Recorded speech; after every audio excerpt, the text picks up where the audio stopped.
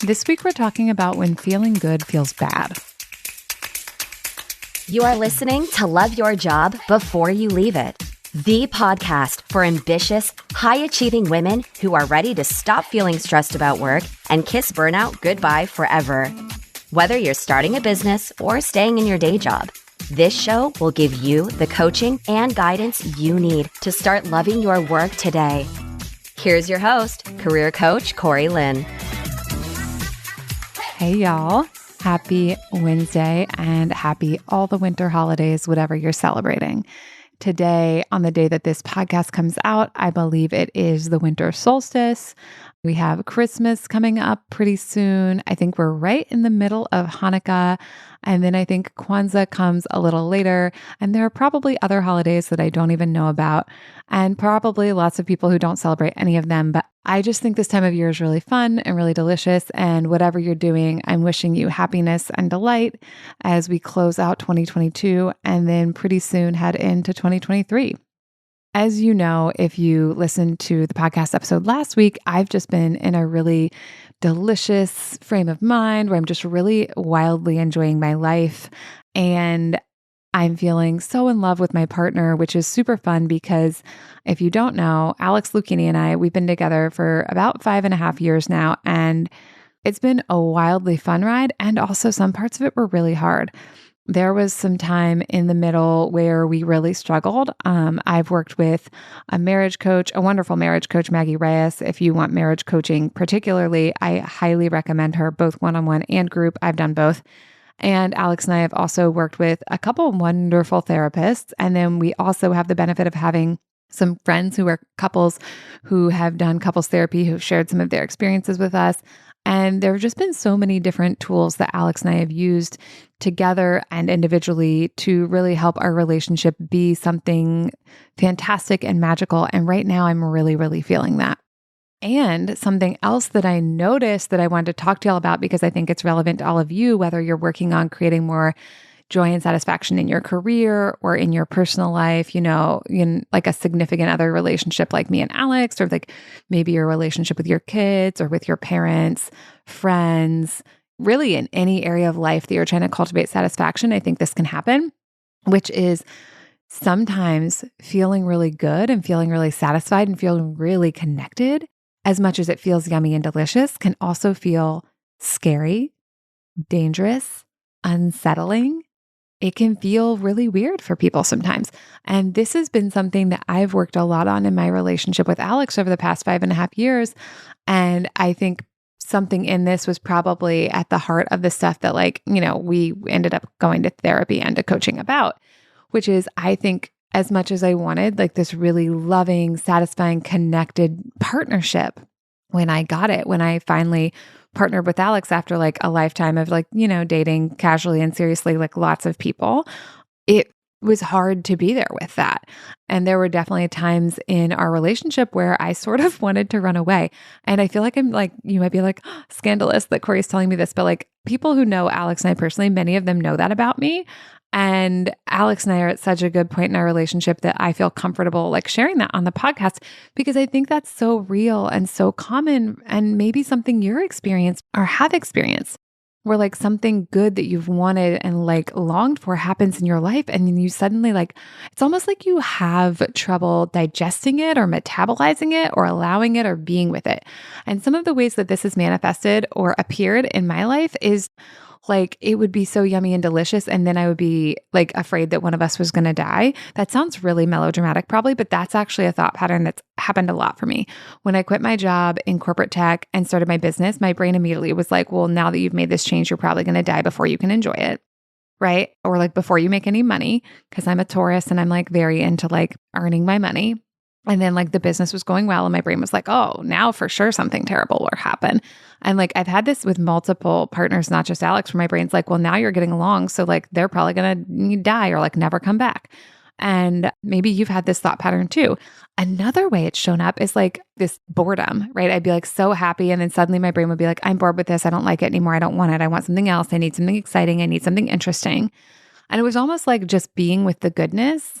Like it was like my brain like could not compute with it. And I think for a lot of people, there is something about joyfulness it's that expression we're like waiting for the shoe to drop, right? Or like Brené Brown talks about like foreboding joy, which is like, she talks, I think, about the example of like standing over your kids' like crib and like loving them so much. And then your brain just like keeps coming up with like all these ways that like that could end and like end terribly in this way that you're like deeply, completely devastated. So I don't know for sure what it looks like for you. I've shared some examples of what it's looked like for me and some other stuff I've like read about from other people. But what I do know is that for some of us, sometimes feeling good can feel bad. And it's very interesting and it's important to be aware of. And it can show up, like I said, in a lot of different ways. Like I think also when I got my job in corporate tech, like I really wanted a job. I really needed a job from like a financial point of view. And I really wanted like a good, high paying job with like great benefits. And then I did all the work to get that job. And then immediately my brain was like, oh my God, I cannot go to an office 40 hours a week. What have I done? This is hard. This is terrible. I don't understand. And it's like, there was a period of time where I was like settling into that job and where I needed to just like give myself the time and space to sort of like get used to it. But what I'm going to call the internal wild animal was freaked out. It was freaked out and having a really hard time adjusting and like letting it be okay that I was there and just like letting it be okay that I was like making a bunch more money and like letting it be okay that I was like learning this new thing. There was this internal part of me that just felt really freaked out by it and like really wanted to run away from it, even though it was the thing that I had spent all this time and energy literally creating on purpose. I think this happens a lot when we have this sort of like, I'll be happy when thought pattern. And I see this all the time, right? I'll be happy when I work for myself. I'll be happy when I'm making six figures in my job, or I'll be happy when I'm making six figures in my business, or I'll be happy when I have a partner. I'll be happy when I get divorced from my partner. I'll be happy when I have a baby. I'll be happy when my kids are in preschool and like out of the house.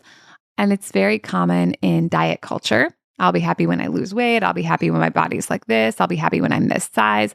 And the thing is, when we hang and pin all our hopes and dreams on something, and when we think achieving that something or arriving at that circumstance will make us feel good all the time, I think we're sort of setting ourselves up for disappointment. Not sort of, we're totally setting ourselves up for disappointment.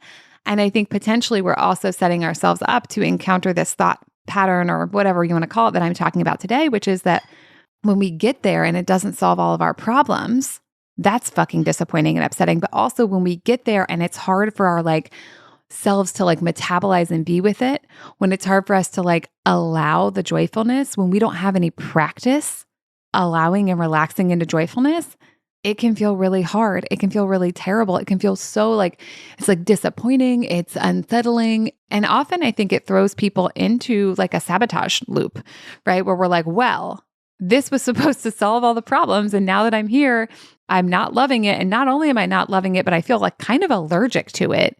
Burn it down, burn it down. And I think at that point, a lot of people do burn it down, right? They get a different job. They dump their significant other. They try to get away from the circumstance if they can. If they can't, they maybe blame the circumstance. And listen, no judgment if you found yourself in that pattern, because I for sure have done that too. But it kind of puts you in this like difficult pattern, right? Because then you'll like get rid of the thing and then you'll be like, oh, I want the thing back. Or you'll be like going after something else only then to get that thing and like not be able to metabolize it and be kind of allergic to it.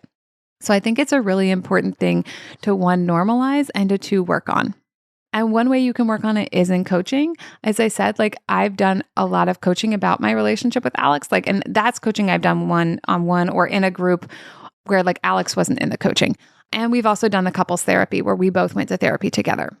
So I'm a big fan of like lots of different kind of modalities and pick the one that works for you. But from a coaching point of view, where I think coaching can be useful for this is in unpacking the thought patterns around like why it's difficult to be with or metabolize or allow the joyfulness. And what I think coaching can help people do is sort of create like space in which to be with the yumminess. And I realize this might sound like nutty. Like you might be like, why do people need space to be with the joyfulness? But what I've seen in my own life and what I've seen with a lot of my clients is that a lot of people do need to learn that. I've talked before about how satisfaction is a habit, and I think this is interrelated to that. And I think it's also that a lot of us maybe like had an experience, I don't know, like when we were children where we felt really happy or really satisfied and we weren't like alert to the fact that like something could happen and then something did happen because that's fucking life, right? And it felt so shocking and so unsettling that now as an adult, it can be really difficult to like just allow the happiness. and just be with it and just relax into it, even though it's not going to stay forever, because that is the nature of life. Like right now, I'm just feeling like just the most like yummy, delicious, like, oh, it's like if champagne were a feeling, that's like how I've been feeling. And I'm going to be annoyed later. Alex and I are going to have a fight at some point, maybe today, maybe next week. Probably definitely by the time this podcast comes out, we'll have had at least one, maybe many, right? And I have cultivated this ability for that to be okay and that to not be disturbing and that to not mean that this deliciousness is not real, because the deliciousness I'm feeling now is real. It's very fucking real. It's very fucking yummy. And just life as a human means there's going to be other shit, right? So I think there's something too in here about the framing of like, I think I went from like life is terrible, but sometimes you're happy, to like life is wonderful and sometimes you feel like shit.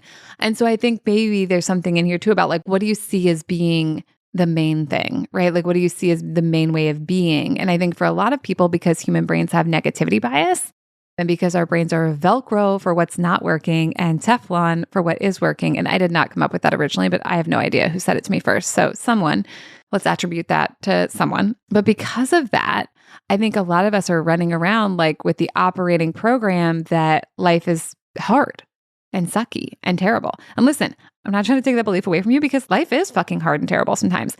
But it's just like, what do you see as being the main way of being? And what do you see as being like an interruption to the main way of being? And I think for a lot of people, they see the main way of being as like the terrible, and they see happiness as the interruption. And that's why when happiness comes, they want to cling to it like a life raft, but also they have a hard time trusting it. And they have a hard time being with it because their deep internal belief is that it's not the main way of being. Whereas if you believe being satisfied, being joyful, being happy, being content is the main way of being, then you don't have to like grip it so hard when it comes. It's not like the life raft. It's not rescuing you from the other times. And instead, you're like, this is the main way of being. It will be interrupted and punctuated by feeling like fucking shit sometimes. And then I'll handle feeling like fucking shit and I'll move through it and I'll demonstrate courage and I'll be with my difficult emotions and I'll have all the difficult conversations. Like, you may not enjoy all those parts, like as you can tell from my tone of voice here, right? And then you're like, but then I'll get back to the main way of being, which is deliciousness, appreciation, and champagne as a feeling. Okay, so the main takeaways for you, because I think we've talked about sort of a lot of stuff. The main takeaways for you are practicing satisfaction wherever you are is actually essential. And then when you get the big thing you're working towards, that is what's going to allow you and enable you to be with it, to enjoy it, to metabolize it, to digest it, and to not fucking burn it down because it feels so uncomfortable to be with it. So I think we have a whole other podcast about like satisfaction being a habit. So I would like look for that and have a listen. But basically it's just like, notice that like some stuff's not working and we're going to work on that, but also just cultivate the ability to feel in your body the appreciation and the satisfaction of what is working. So that's like the first thing I want you to take away. And the second thing I want you to take away is like, if you've created something really spectacular and magical that you really wanted to have in your life and it feels like shit and you fucking sort of hate it and want to burn it down, I think that's normal. And I think that's a normal part of the process. It doesn't mean you're broken. It doesn't mean the thing you created is wrong and terrible. It might mean that you have a mismatch between like your internal beliefs and the thing you've created. And it might just, you might be kind of having like an allergic reaction to that. And if you are having what I'm going to call like an emotional allergic reaction to the thing you've created, it doesn't mean you always will, right? And I think coaching is one way and therapy is one way. And there are probably other ways too, but those are the two main ones that I have used. Those are ways that you can like teach your body and your mind to feel safe with the magical thing you've happened and to enjoy it. And then like, honestly, to even keep going and create other magical shit and then to tolerate that. So you don't have to be stuck at like the level of happiness tolerance that you currently have. And it's also okay if the level you have is like confusing you and you're like, but I wanted this so bad. Now I have it and I feel terrible. That's okay. It's okay. It's okay. It's okay. And you're not trapped there. Coaching can help. Therapy can help. Lots of stuff can help. And listen, I think group coaching and specifically the Satisfied as Fuck group coaching program is a great place to do this because as we talked about last week, you're a social mammal and you want to belong. And so when you join a group and you belong to a group of other mammals just like you who are working on the same shit, it can make it so much easier for your brain to get on board with the concepts and the ideas and to try them out and to feel safe while doing it, even if the stuff is still like a little bit new and different. And so if you would love to join that program, I would love to talk to you about it. So scoot on over to my website, sign up for a Satisfied as Fuck consult call, and let's talk about like what your satisfied as fuck life and career will look like, and if the group coaching program is the right place for you to do that work.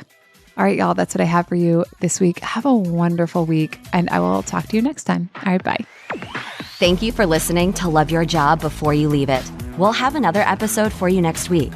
And in the meantime, if you're feeling super fired up, head on over to CoreyLynn.com for more guidance and resources.